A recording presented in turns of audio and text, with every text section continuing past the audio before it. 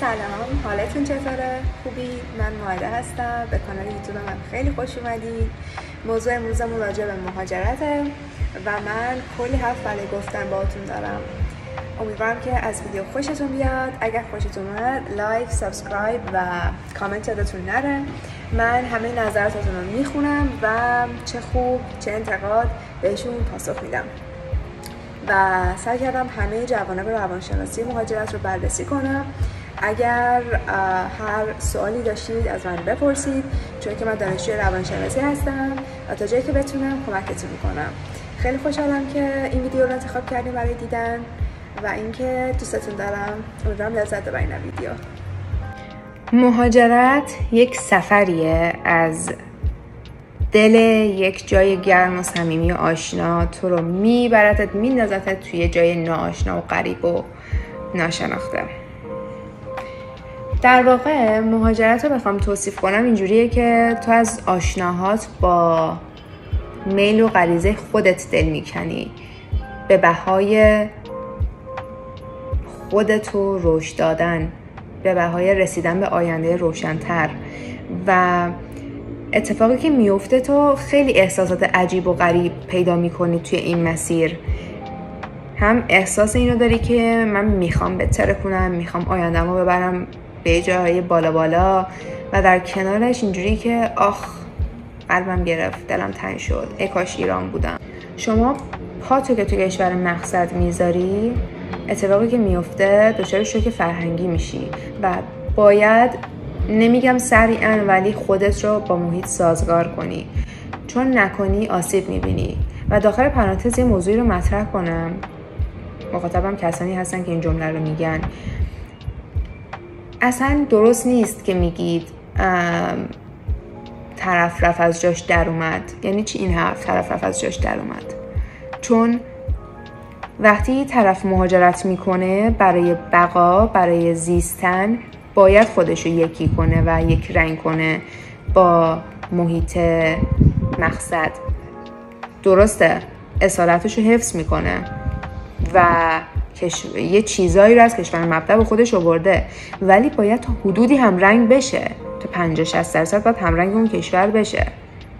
و این جمله نادرست و ناپسند و اصلا زشت رو دیگه اصلا نمیخوام بشنوم، ولی نمیدونم چون میشنوم از جنگایی از بعضی ها که نه لحاظ علمی درسته نه لحاظ ادبی. ما محیط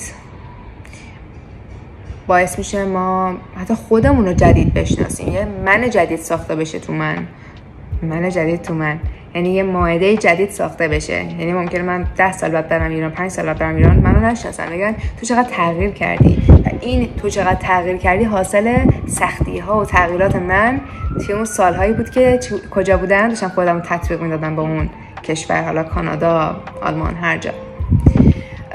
مورد بعدی، احساسات ما همونطور که گفتم ساکنه تو اون کشور مقصد، حالا هر جایی که هست، یهو میجوشه. تو باید موقعی که یهو میخواد بجوشه حواست بهش باشه، درپوش بذاری، چون اگه نذاری حالتو بد میکنه. مثلا تو داری دانشگاهتو میری، سر کارتو میری، با دوستات اشغالتو میری، یهو حالت بد میشه بین این روزای هفته، مثلا یه روز در هفته، یه روز در ماه حالتو میگیره، این احساسات میاد بالا. چیکار کنی حالت انقدر بد نشه، شدتش کم باشه؟ میگم حالت بد میشه دلتنگی و ایناسا، چون نباید بذاره به اون شدت برسه. در نهایت اینکه بپذیر مهاجرت رو، بپذیر که سخته و در کنار اون بپذیر زیبایی هاش رو. ببین تو اگه تو کشور خودت میموندی آدم قدرتمندی نبودی به این صورت، چون تو اومدی داری خودتو تغییر میدی واسه اینکه بپذیرنت، جامعه مقصد تو رو بپذیره. پس آیا این زیبا نیست؟ تو بهش افتخار نمی کنی که اومدی خانواده جدید تشکیل دادی، زندگی جدید تشکیل دادی، خونه جدید تشکیل دادی؟ این خیلی قشنگه، این خیلی قشنگه. تو باید به این من جدید خودساختت افتخار کنی. پس جدای حالا از اینکه چقدر زیبایی های جدید داری میبینی، کشف میکنی، چقدر کشور جدید قشنگه و اینا، چقدر سفر میری فلان و اینا، پس و چقدر من میگم پس مهاجرت هم خوبه هم بده، هم شیرینه هم تلخه. پارادوکس کلن. سفر خوبیه. میریم سراغ مثال اول. امین. آقا امین با خانواده‌اش از کشور در حال توسعه به کشور آمریکا مهاجرت میکنه. اما مشکلی که وجود داره اینه که آقا امین تو کشور خودش مهندس بوده، اما وقتی مهاجرت میکنه نمیتونه به عنوان مهندس اونجا شغل پیدا کنه، چون انگلیسی بلد نیست و باید خیلی سریع انگلیسی یاد بگیره و اونجایی که اصلا نمیدونه قوانین مقررات مربوط به اون شغلی که میخواد اصلا داشته باشه و پیدا کنه چیه، همه باعث شده که استرس و اضطراب شدیدی بهش وارد بشه، چون اصلا مشکلات مالی هم یه طرف قضیه بوده براش. اینجوری شده که بیخواب شده، بی اشتها شده، حملات فکری و قلبی و اینا بهش وارد شده. حالا ما باید با این آقا امین چی کار کنیم؟ شما تا حالا تجربه مثل آقا امین داشتین یا نه؟ البته که من خودم راه حلش رو بهتون میگم تو این ویدیو، ولی بریم سراغ مثال دوم. مثال 2 داره میگه که مریم از یک کشور خاورمیانه‌ای مثل ترکیه به یک کشور اروپایی مثل سوئد مهاجرت میکنه. حالا مشکلی که مریم باهاش روبروه اینه که چون تو کشور ترکیه یه سری مشکلات بین جنسیتی هست، مثلا زیاد شاید نمیتونن کاملا باز با هم ارتباط برقرار کنن، تعامل بین جنسیتی زیاد اوکی نیست. تو سوئد نمیخوام بگم کاملا باز هست، ولی متفاوته، نتونسته خوب خودش رو سازگار کنه با این موضوع و اینجوری شده که توی ارتباط برقرار کردن دچار مشکل شده مریم و در کنار این موضوع درک صحیحی از این موضوع نداره. وقتی مردم رو میبینه و میخواد ارتباط بگیره نمیتونه، حالا چه با مردم محلی چه حالا هر کسی، به طور کلی میگم. ما اسم این مشکل مریم آیا میتونیم شوک فرهنگی بذاریم؟ البته که میتونیم، چون مریم دچار بیگانگی و حس گنگی شده بین 2 تا فرهنگ مختلف. بریم مثال بعدی. بریم سراغ مثال سوم. مثال سوم داره میگه که صادق به همراه خانواده‌اش وقتی که 14 سالش بوده مهاجرت میکنن به کانادا. این کیسایی که میگم یادتون بمونه خوبا، چون خیلی مثال خوبیان برای اینکه اینا رو خوب یاد بگیرین. صادق دچار بحران هویت میشه به این دلیل که دوگانگی زبان و فرهنگ و آداب و رسوم باعث میشه احساس کنه دیگه تعلق خاطر نداره، نه به ایران نه به کانادا، چون وقتی با دوستاش تو مدرسه سعی میکنه مثل دوستای کاناداییش باشه یا تو محیط بیرون شبیه محیط بیرون رفتار کنه. حالا زبانم که زبان انگلیسی هستش، وقتی که تو خونه است همش با چالشای تو خونه که حالا به زبان فارسی غذای ایرانی مادر پدرش سعی میکنن بهش ارزش‌های ایران باستان رو بفهمونن که طبق اونا رفتار کنه و همه باعث شده که به صادق این حس دست بده که من به هیچ کدوم از اینا تعلق خاطر ندارم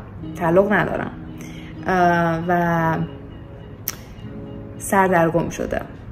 به اینم میگن بحران هویت، که ندونی برای کجا هستی یا ندونی اصلا کی هستی. کیس 4.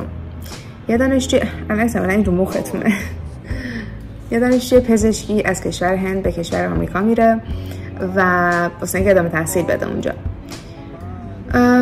این دانشجوی ما توی اونجا زیاد دوام نمیاره به این دلیل که نمیتونه خوب با دانشجوها ارتباط برقرار کنه و تفاوت زیادی لحاظ فرهنگی و زبانی بین هند و آمریکا وجود داره. درسته، اما تفاوت زیادش به این دلیل نیست، بلکه مشکل اینجا دانشجوه، به این دلیل که اون دانشجو نتونسته خودش رو سازگار کنه و دچار افسردگی و انزوا و تنهایی شده، نتونسته دوست پیدا کنه و حس کرده که دیگه تو اونجا جایگاهی نداره و درسش رو ول میکنه، کلا کناره‌گیری میکنه از جامعه و برمیگرده به کشورش.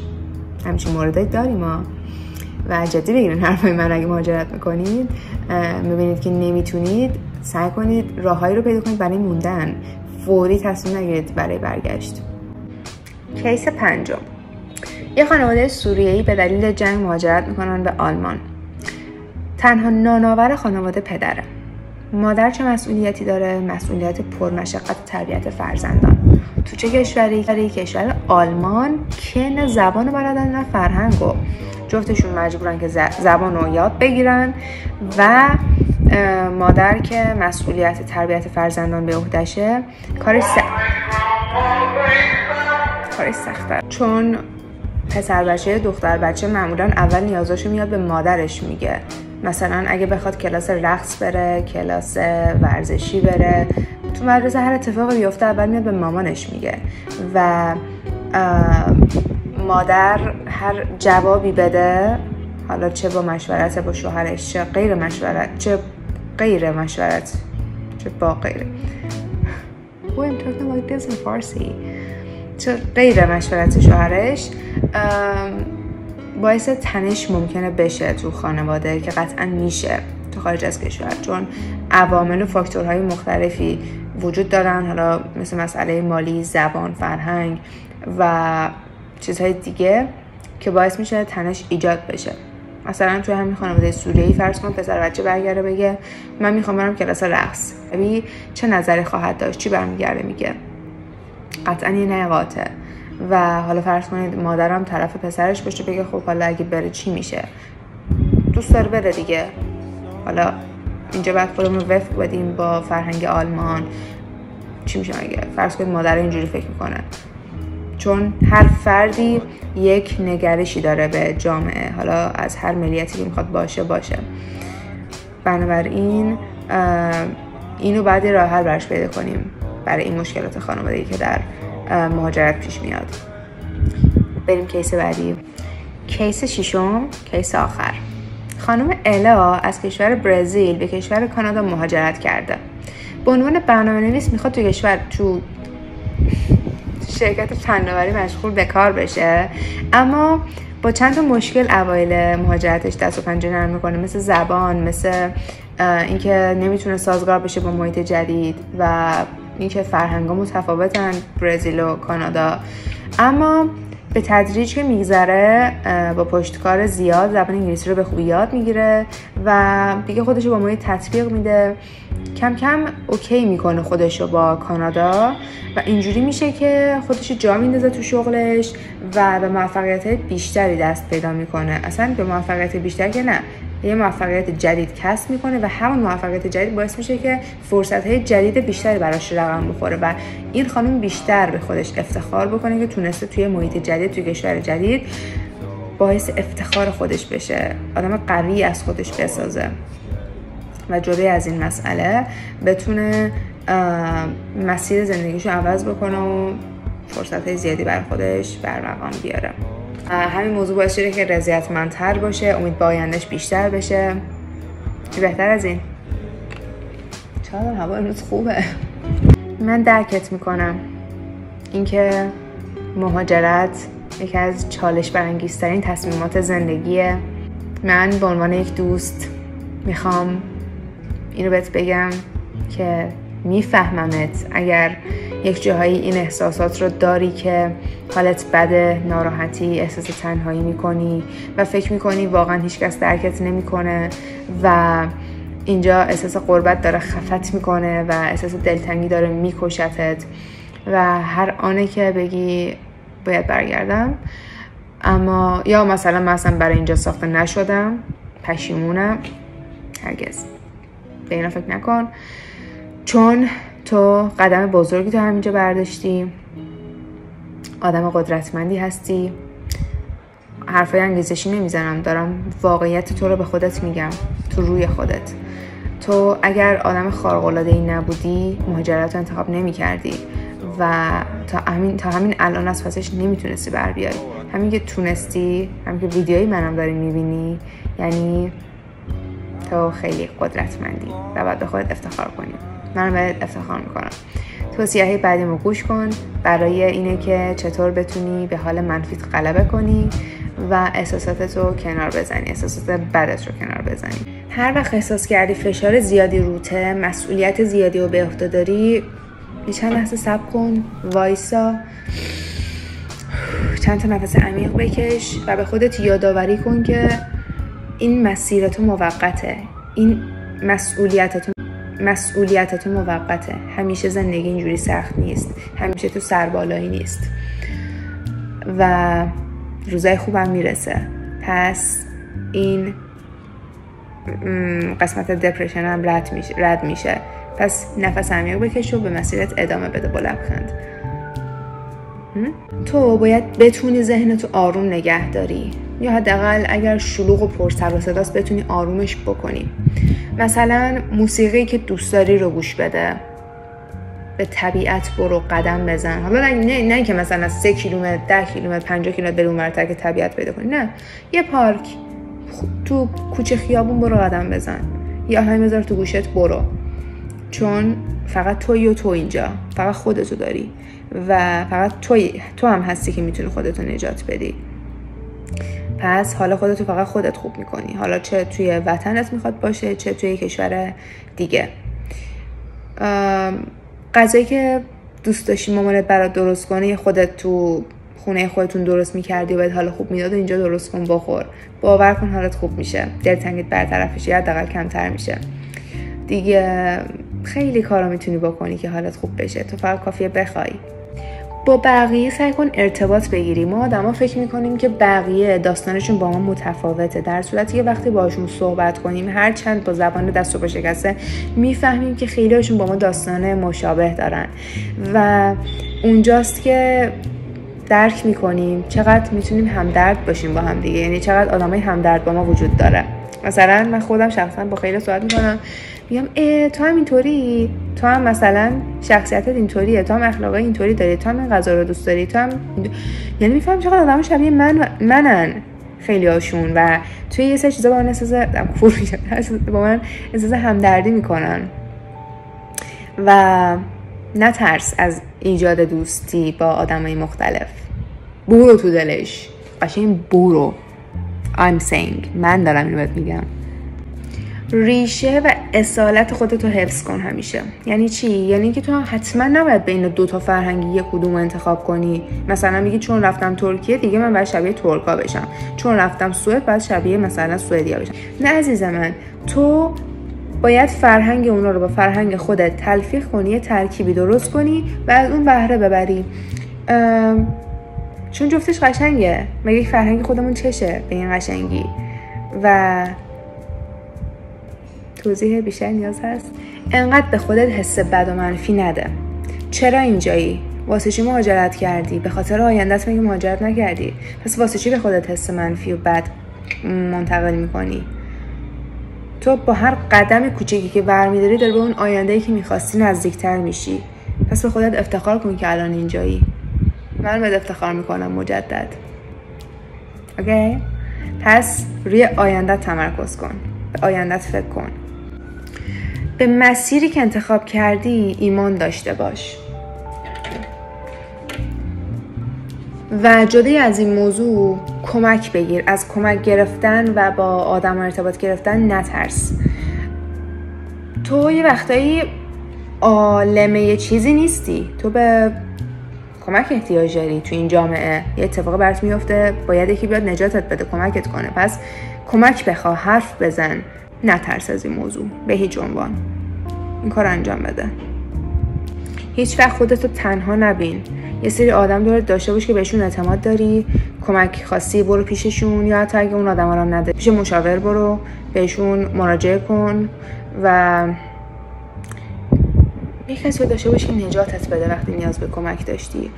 و توی مسیر خلاصه خودتو تنها نبین. این مسیر توش بالا پایین زیاد داره، ولی تو این قدرت رو پیدا میکنی که بتونی با این بالا پایینا تو هم بالا پایین بشی ولی کم نیاری. چیز دیگه‌ای که میخوام به این موضوع اضافه کنم اینه که با این چالشایی که مواجه میشی باید توش یاد بگیری این چالش‌ها رو تبدیل به فرصت کنی برای خود. تو در دل اون مشکل باید تجربه کسب کنی، چیزای زیادی یاد بگیری از آدما. امیدوارم که خیلی چیز از من یاد گرفته باشی. اگرم خیلی چیز یاد نگرفتی، انقدر یاد گرفتی باشی ازم، یه چیز کوچیک. و منتظر ویدیوی بعدیم باشین. دوستتون دارم.